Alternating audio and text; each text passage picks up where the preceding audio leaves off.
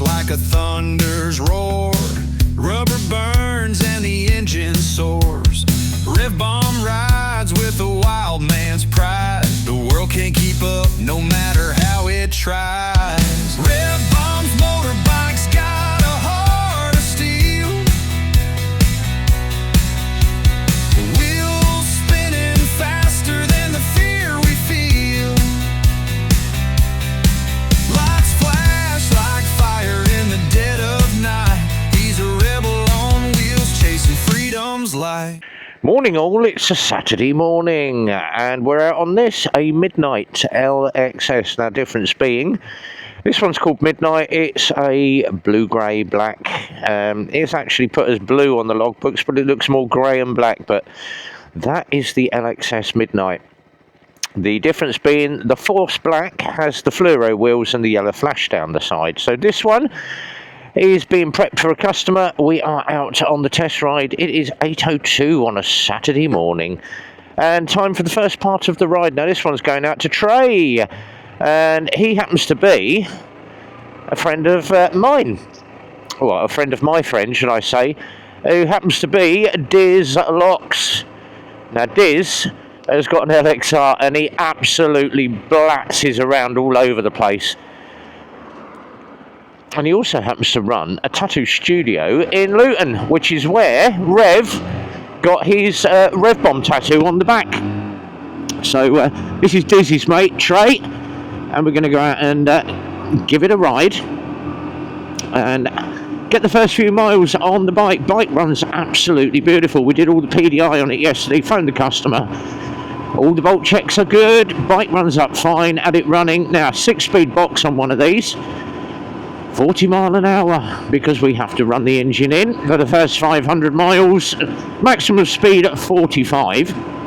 Now the LXS is slightly smaller than the LXR, so if you're shorter or you're female or you're just a very small rider, the LXS is going to be better for you. If you've got longer legs, then you will find that the LXR is better for you. Down through the box we go, 4, 3, 2, 1, all the way down to first gear, feet down. Now, I can bend my legs. My feet are up. I'm tucked nicely in the tank here.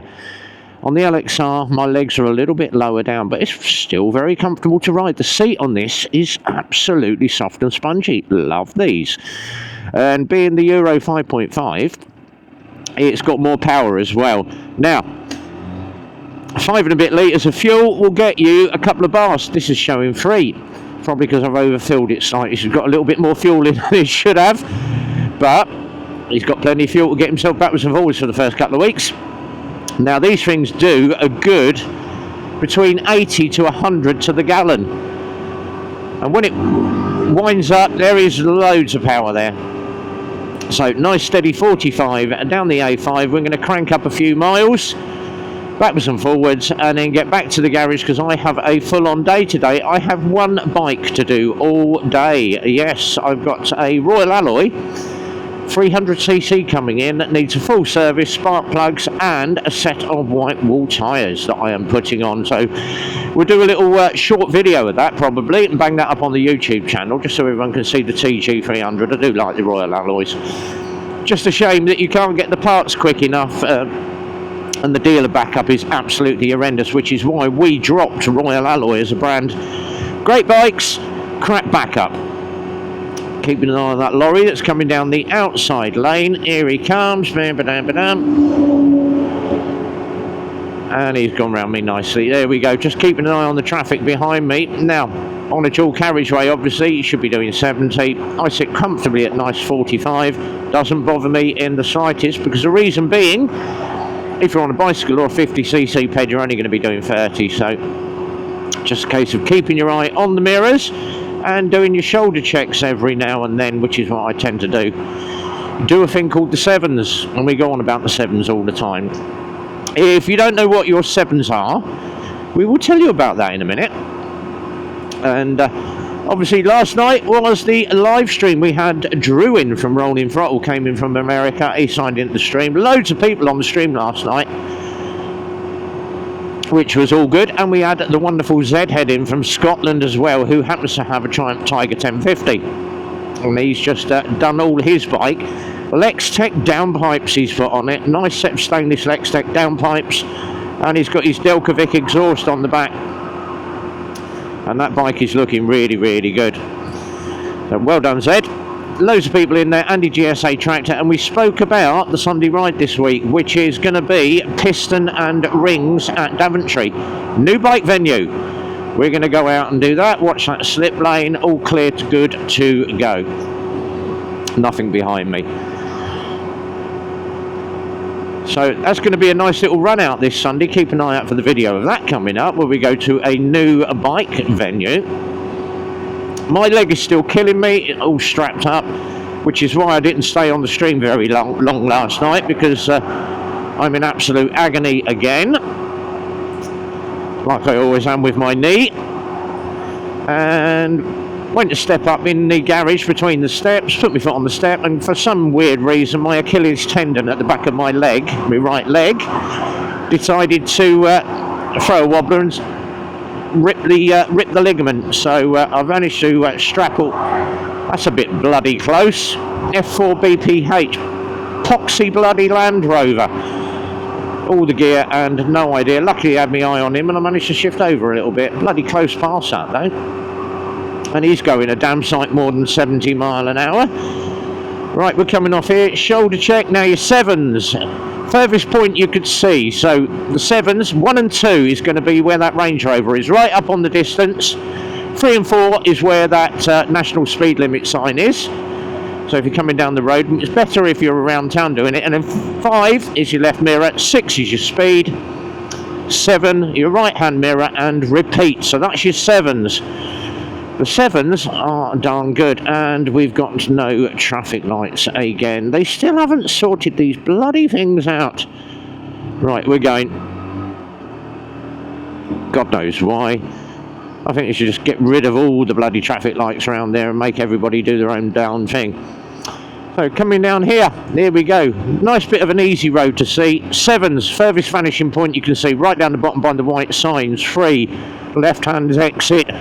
4 is going to be that right-hand junction there. 5, 6, 7, repeat again, mirror, clock, mirror. And just keep repeating. So it's that easy to do your sevens. So sevens again, furthest vanishing point round the corner I can see. 3 is going to be the bus stop. 4 is going to be anything coming from over here on the right. 5, 6, 7. Now the easiest way, if you're coming up to a junction and you see a car sat at the junction, don't look at the car, don't look at the driver, look at the wheel, because the wheel is the first thing that you are going to see that is moving. If that wheel starts turning as you're coming up the junction, just cover your brakes, and that is the easiest way to do it. Right, numpty roundabout coming up, watch out for the potholes. And you're going to be sort of watching, skimming the road surface, just looking for potholes, imperfections. A little pothole there, go round it and back in, one in the middle there. Just make sure you don't go sticking your wheels in. Shoulder check and obviously moving. Mirror signal manoeuvre, or shoulder check mirror manoeuvre, and of course your indicator. Round the roundabout, no traffic, thank God for that, no numpties to get in my way. Watching that car coming in from the left, so keeping your eye on that silver one. Do your shoulder check, keep your eye on him. Watching that black one, he's coming round, has he seen me? He's got an indicator on, looking at the wheels, there we go. Right, coming off here. Boy racer again then, Hoonigan. Pop, pop, bang, bang, like the little boy racers do. Looking across, shoulder check, looking across through that junction, shoulder check, round the corner, left-hand indicator, we are away, and back to the garage. My coffee's probably going to have gone cold by then. Right. K8 rack. That's a different one. On a Skoda October, it's going to be a private plate then. At least he went round the roundabout. Look at that, nice wide sweep round the roundabout. That is nice. Oh, here we go. We're down to 18 mile an hour. Make your mind up. Oh, there we go. It's a woman. What do you expect? She's too busy thinking about the underwear and the dresses she's going to buy in the shop, isn't she? To pay attention on the road. Sevens again, right up the top of the hill. 3, watch the dogs. Just make sure they don't dart out in the road. You do get yappy dogs that don't like bikers and tend to dash out into the road. So watching that traffic, watch that car. Has he seen me? He has. Around the roundabout we go. Quick blick down here, look in the mirror, nothing behind me. Checking down past the junction, make sure nothing's speeding down there, and check the road before you pull in. There we go. That is how you do your sevens and your lane awareness. Excuse me. Right. Who's parked on my yard? Someone else gone and lobbed a car right where it says no parking or turning. And they've got and dumped a car right there. Typical. Right. We're going to put the bike away. So, first test ride's all done. 5.3. That's the first part of the test ride all done. Pop the side stand down. Get my dodgy leg working. And we're going to drop in over there, right next to Rocky, who has now got his 2 big hooters that are mounted underneath that front mudguard. That's going to be fun tomorrow. Give a little bit of the old hooter. So, the LXS test ride, first 5.3 miles on the bike. We are all good to go.